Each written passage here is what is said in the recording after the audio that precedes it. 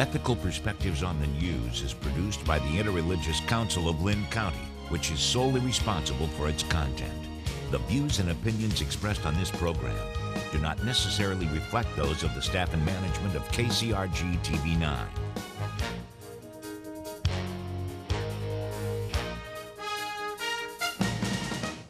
Good morning and welcome to Ethical Perspectives on the News. I'm the Reverend Tom Capo, a minister of People's Church Unitarian Universalist, and I'm the moderator for this morning's show. In the past few years, we've been suffering with a recession here in the United States, and I've heard many economists talk about that some of the jobs that we've lost will not come back. For instance, many jobs have been outsourced not only to other countries, but outsourced to technology. Computers, robots taking over jobs that people no longer have to do. In addition, we've seen some changes in the job market in terms of factory workers. Some of the factory workers now that were in the past unionized are no longer unionized. We're not seeing the protections that used to be in place for some of our union workers in the factories in America. Back when Upton Sinclair's book, The Jungle, came out, there was a big uproar about, people were being abused and were paid poorly. Well, in some ways, we're seeing some regression back to that. And finally, certainly you've heard in the news lately that a lot of the students who get out of college are finding that a diploma does not mean that they're going to have a job in the future. The job market in the United States is changing, perhaps in the world is changing. And so we're going to talk about that this morning. We have a good panel to begin those discussions. And if you'll look to my left here, my immediate left is Tom Castle, who serves as the Assistant Provost and Dean of Adult and Graduate Programs at Mount Mercy University. Thank you for being here. You're welcome. And Kim Johnson, to his left, Vice President, Continuing Education and Training Services at Kirkwood Community College. Thank you for being here. Thank you. And far left there is Dan Barr, Hawkeye Labor Council and Business Manager of the International Brotherhood of Electrical Workers, 1634. Yep. All right. Thanks for having me. Well, good. Excellent. Thank you all for coming for this discussion. Well, let's just start off with that kind of general question. How do you feel, if you feel like the job market is changing? And anyone, feel free to jump in. Well, what we're seeing in terms of the changing job market is definitely an increase in the use of technology, whether that be information technology or it would be advanced technology in our bio-industrial companies, our manufacturing companies. Technology is definitely playing a role in more advanced skills that are now being required in order to obtain a position in the region or the state. We continue to hear from employers the ever-increasing need for still the need for those foundational skills, reading, math, locating information, but also critical thinking, problem solving, good communication skills. Those still remain very high among employers as they're looking for new employees to join their teams. Is part of the prerequisite now not just the basics, but you have to have some skill with technology? I would say anymore, any organization, you need to be comfortable with technology. You need to be able to use a computer, handle email, digital types of information as well.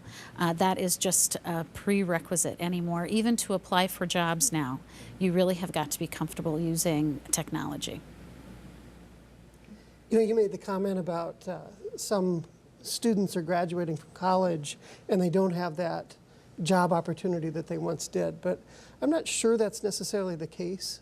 The data doesn't necessarily support that. The data that I've seen most recently shows that of those that are unemployed, the people that don't have a college degree are at about the 12% rate of unemployment, but people with a college degree are less than 4% unemployed.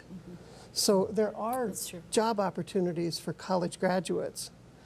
There are always going to be stories of people that are struggling to find a job, but in this market, I would much rather have a college degree trying to find a job than not. So you're saying that it's more anecdotal than statistically oriented in terms of this, because I hear it all the time. My son got out of college just recently, and took him 6 months or 8 months to find a job, where before he might have gone straight from college into a job. I mean, I don't know if that's part of what you're talking about as well. I think there are a lot of anecdotal stories that from people who haven't found a job right out of college, and those get told a lot through various media. But the data that I've seen through College Board that publishes annual data on job placement and a variety of things still supports the fact that less than 4% of college graduates are unemployed, and that's a level that we generally don't get much below because of natural unemployment. Dan, what about you? What do you think? I think you look at the job market today, and there's lots of skilled workers available out there. I think they might need some specialized training. It would be great to see companies provide that little bit of specialized training. I think over the last decade or so, especially since the Great Recession, we've seen manufacturing jobs leaving in droves. So I think those workers that used to do those jobs are out there. They just need that little bit of specialized training, and I think bringing manufacturing jobs back to America and to Eastern Iowa would be a great way to drive the economy. Well, you know, you're hooked in with the unions, and I guess to some extent, and so, yeah, I've certainly heard that the amount that's paid to employees who are working in factories is going down. Again, this may be anecdotal, but the amount that's paid and the working conditions are not as good as they used to be. Are you hearing anything like that? Or? I think if you look at what is anecdotally seems to be happening is some of the jobs have come back to America. They typically go to lower wage states. I think when you have a union contract, when you have union representation, that gives you the ability to negotiate for better pay and benefits, and that's what builds the middle class. That's what built the middle class from the days of Upton Sinclair's book of building the middle class with union negotiated wages and benefits. Yeah, I would say in our region, I'm not seeing the decline of our manufacturing base, and in particular, our region withheld its position fairly well from a manufacturing perspective during the recession comparative to the rest of the nation. We did lose manufacturing positions, but not near at the level that the rest of the nation did. And the reason for that is because in this region we have a very diverse manufacturing community which relies on advanced technology and good cultures, plants and factories, and safe environments for individuals to work in. Well, okay. What about the idea that many of our plants are going more technological? I mean, there are more robots doing work that humans used to do, and that those jobs are not coming back. I mean, are you hearing any of that? Well, you know, nationally, there is the prediction that we're never going to get back to the number of jobs that we had before. Is technology a cause for some of that? Possibly. Now, there's been recent reports released in the state that's showing we have a middle skills gap in terms of individuals that need more than a high school diploma, but not necessarily a 4-year degree to compete for occupations which are also advanced in skill and high wage. So even though we're at 5.2% unemployment, many would consider that full employment when you're at a 5.2% rate. And so we're beginning to see that we're not filling positions now because there is a skills gap. So we need to start addressing that issue in the state as well, as continuing to help our companies to expand and grow and gain new employment base into the region as well. I think if you look at the number of manufacturing places just in our general area that have had significant layoffs in the not too distant past, I think there's some workers out there that are used to a manufacturing environment. They just don't have that last specialized skill that the employers are looking for, and if they could get that through the employer, I think the employer and the employee would be better off. So, the unions, you know, in the past have, you know, kind of helped their workers get, you know, money for education, benefits, those kind of things. In the present environment, are we seeing that employers are helping employees get those needed skills to do the new kinds of jobs? I mean, they're not going to be on the floor actually putting things together as much as they used to. I mean, they're going to be probably watching robot arms moving around and trying to figure out how to make sure that they work correctly and adjust them slightly. So how are these people in the factories going to be able to get this training that you're talking about that they need? Well, I think Kim was kind of leading up to it where, the manufacturing is so diverse, so you can know a basic general skill set of what there is to know to be in a manufacturing plant.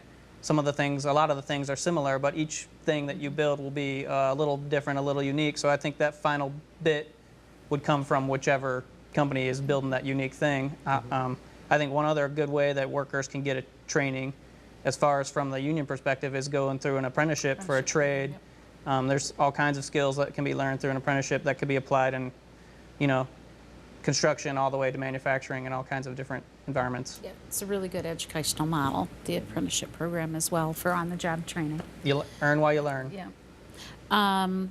In our region, we have very supportive employers for continued education for their incumbent workers. We did a survey. We gathered our data in 2011, early in 2011, and I want to say it was about 90% of the employers we surveyed offer training and skills development to their employees, either through tuition reimbursement or through providing training that's of specific need in the plant or company.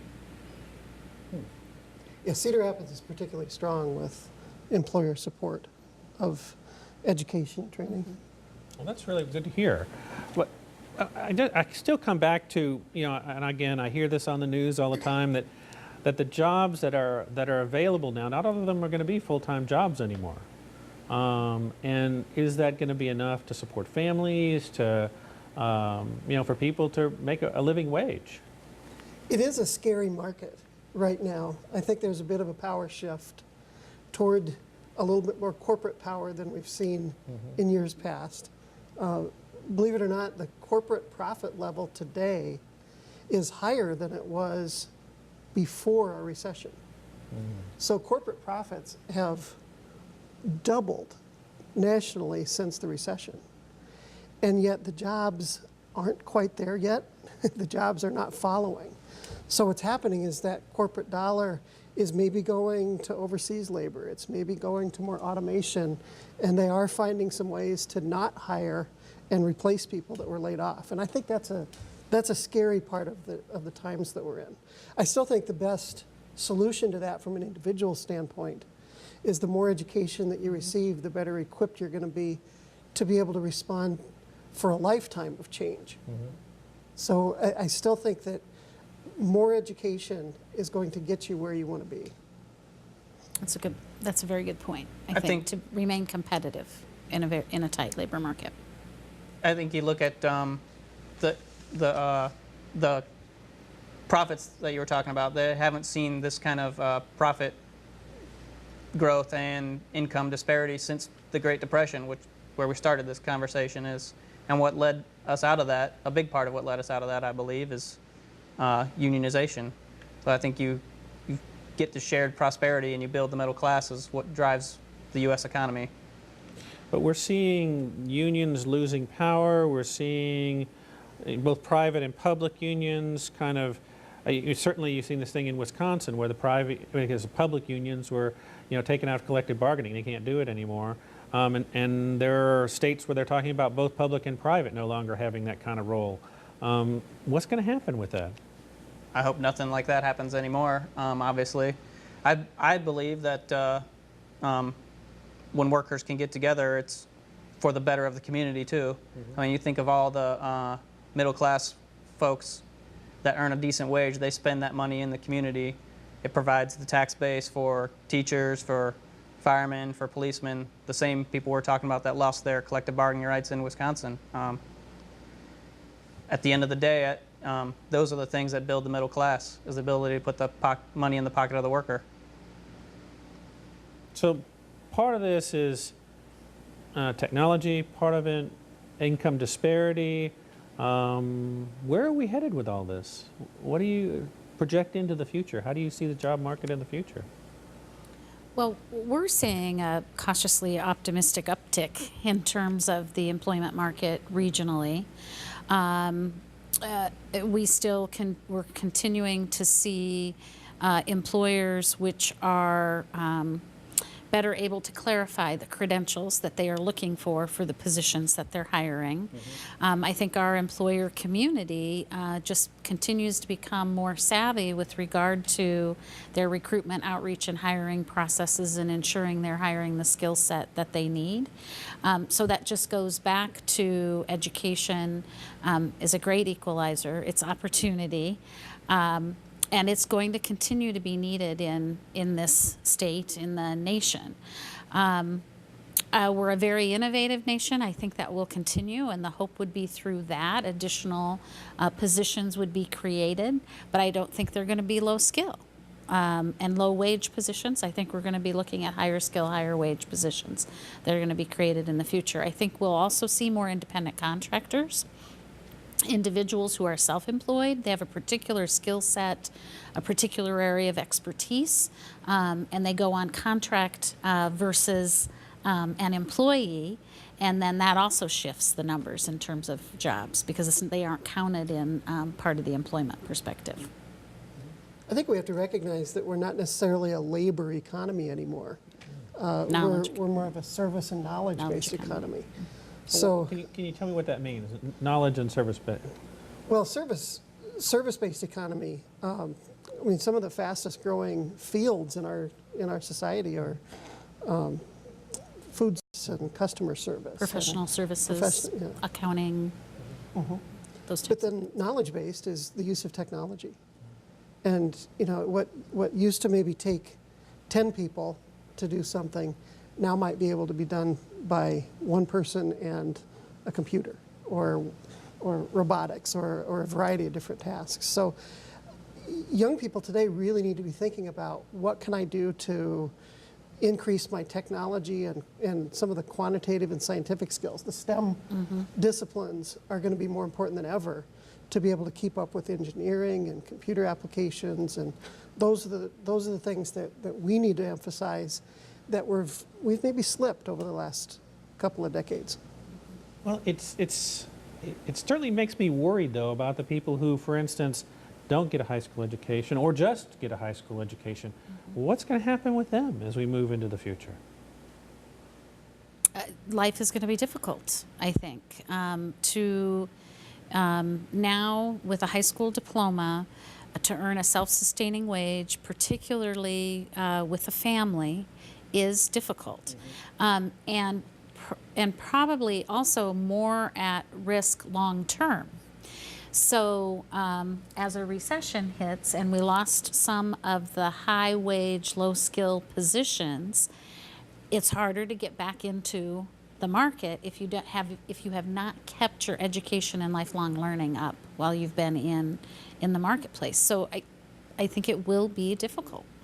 I think a high school graduate today will earn about $30,000 to $33,000 a year, compared to $55,000 for a bachelor's degree, and then up to $75,000 to $100,000 for graduate degrees.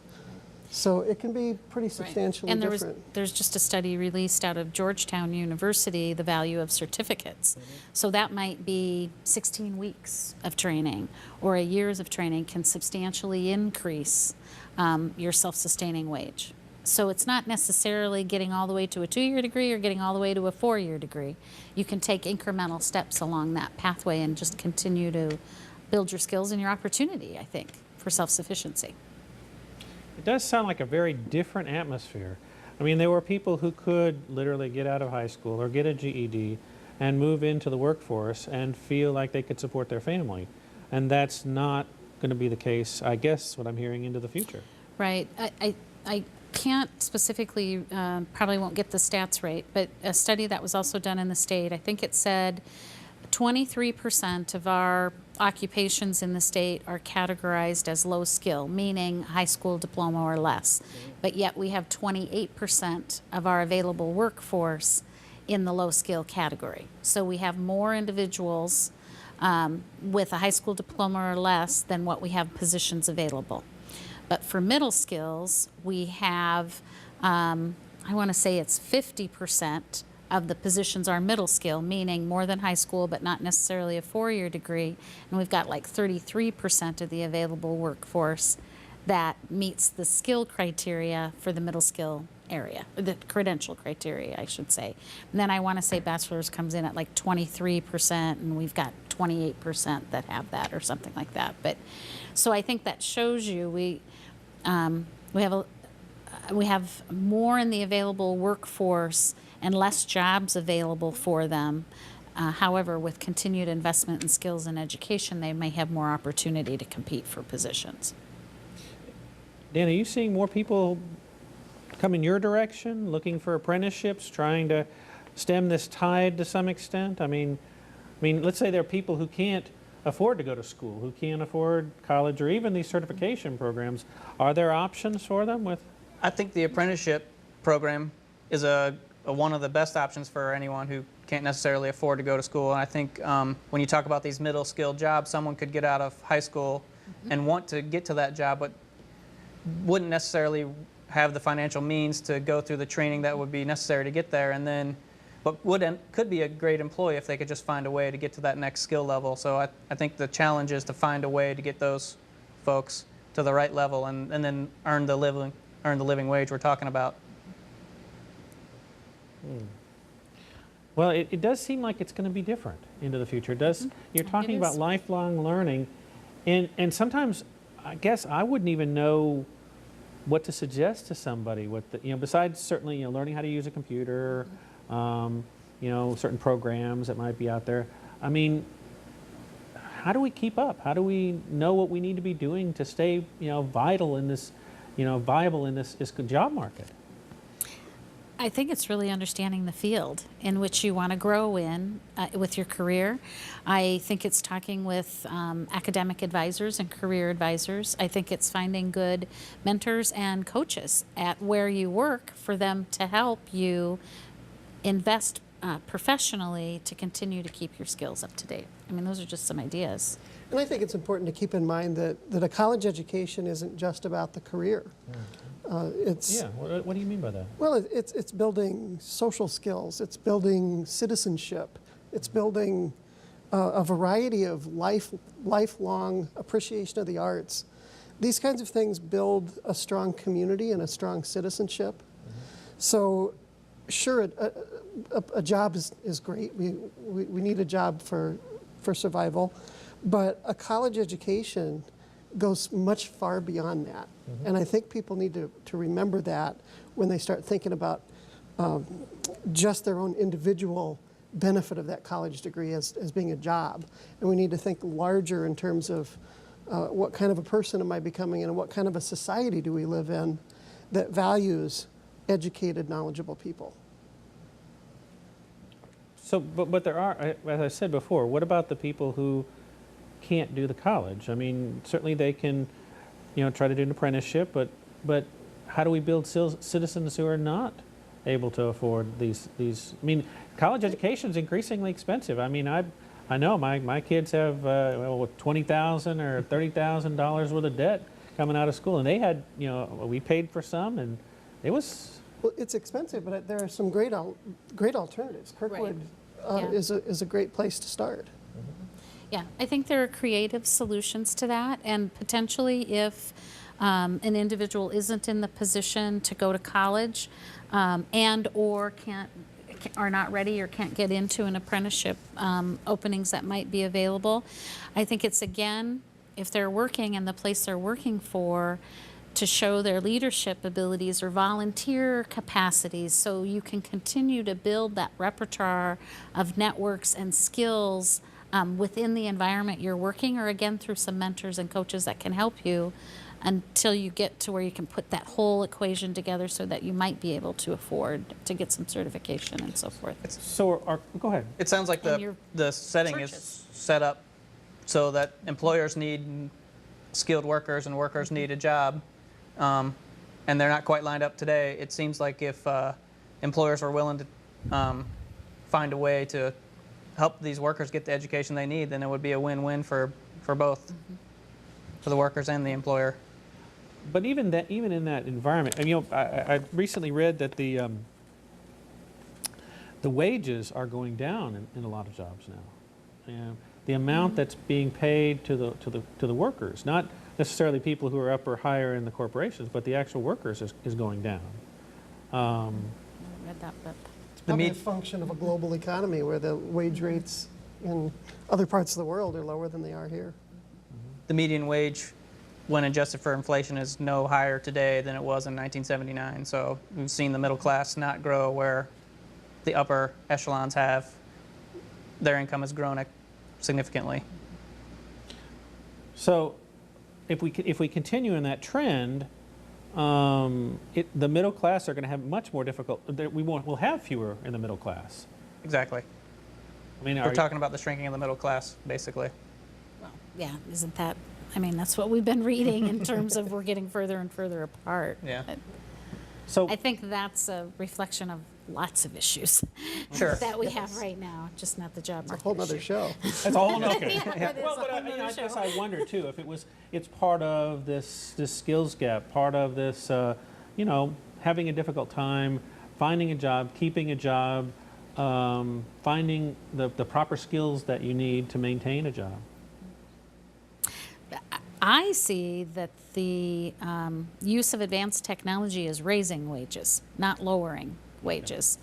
And that when we say middle skill, we're talking about the education required. It doesn't mean that they're middle wage jobs. There are many advanced skill positions that you have to have middle skills to obtain.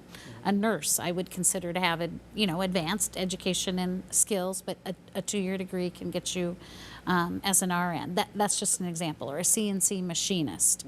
Advanced skill, high pay, less than a 4-year degree. And the bar has been raised in education. What used to get a job with a bachelor's degree may require a graduate degree, a master's degree today.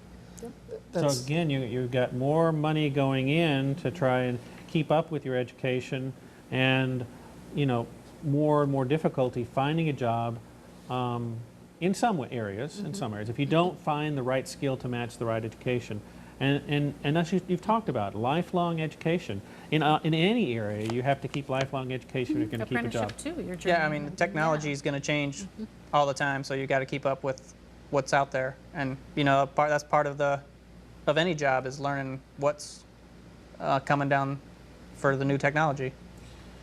Well, it does seem to be a scary environment that we're in, but I hear some hope in all of your voices, so that's Yes, good. I think so. Well, thank you for being here today, and I want to thank all of you for joining us here on Ethical Perspectives in the News. I hope you'll join us next time. Take care, everyone.